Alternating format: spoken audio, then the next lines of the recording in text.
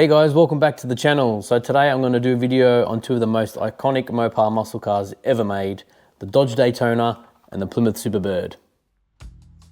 To some they may seem over the top, but to many Mopar fans they're holy grails.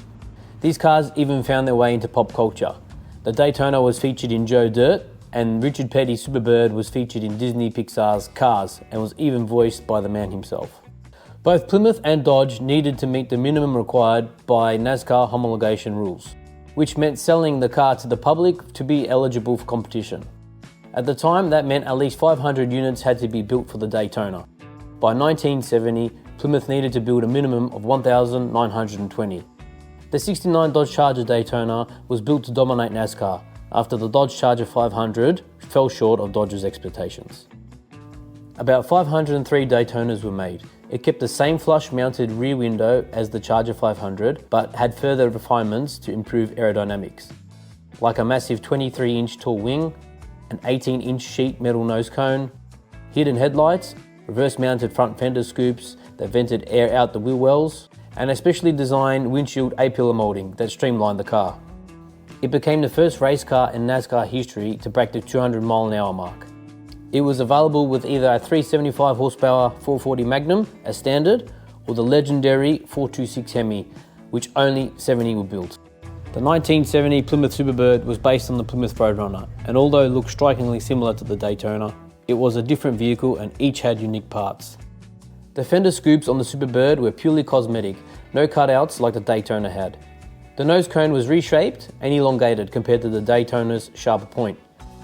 Both cars had unusually tall aluminium wings. They stood just over the roofline to catch clean air and generate the most amount of downforce. Side by side, the wings had a clear difference. The Superbirds had a more raked-back stance with larger side plates. To help with the flush rear window conversion, every Superbird came with a vinyl top. That was a cost-saving move to hide the bodywork changes, a lesson learned from Dodge when building the Daytona. Superbirds came standard with a 440, with a 446 barrel and 426 HEMI as an option. Roughly 135 Superbirds were built with the 426 HEMI.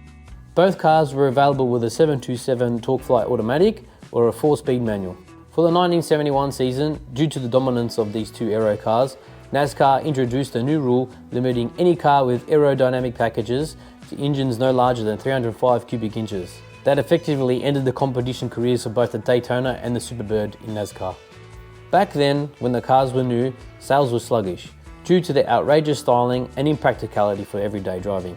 I mean, can you imagine trying to park one of these at the local shops? They sat on dealership lots for months and often heavily discounted just to move them. Fast forward to today, they've become hugely collectible.